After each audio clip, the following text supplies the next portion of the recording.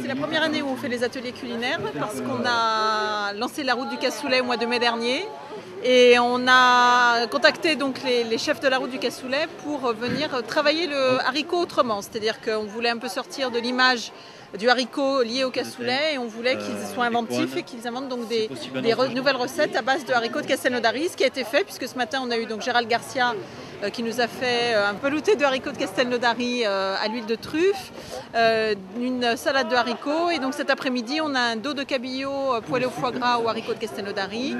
Donc c'est vrai que c'était un moyen aussi pour nous de lancer les chefs qui sont sur la route à travers ces ateliers culinaires. Alors déjà, bien lancer le haricot de Castelnaudary qui a maintenant une renommée, mais c'est vrai que c'est intéressant pour les touristes de voir qu'on peut travailler autrement qu'à travers les cassoulets.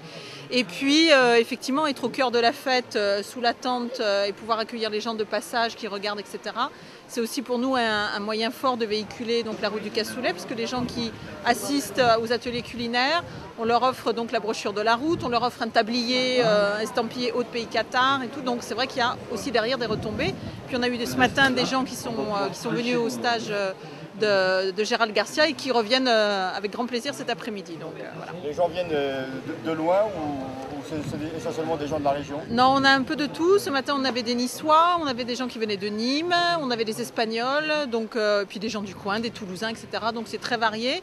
Mais c'est vrai qu'on s'aperçoit qu'on a des gens qui viennent de plus en plus loin, puisqu'on a une bonne communication sur Europe 1, sur France Bleu, etc. Donc la fête commence vraiment à prendre de l'ampleur.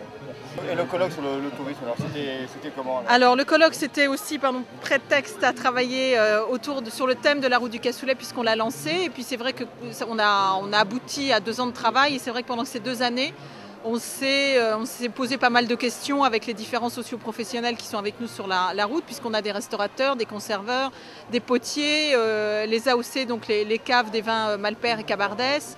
On a aussi donc les restaurateurs, je l'ai dit. Donc voilà, on voyait plein de monde puisqu'on a 53 partenaires sur la route. Et puis tous, les uns les autres, on se posait des questions par rapport à l'avenir de la route, à leur implication, au travail qu'on pouvait faire ensemble. Et donc ce colloque où on a essayé de travailler sur les thématiques avec les professionnels de la route a été un moyen déjà de s'interroger sur ce qui avait été fait et puis d'essayer de voir l'avenir aussi de cette route pour les années à venir et les enjeux que cette route peut poser pour l'ensemble du territoire de l'Ouest Audois. Il y a encore un bout de chemin à faire. Alors. Il y a encore un bout de route à faire, mais elle est bien entamée, puis les gens sont très motivés.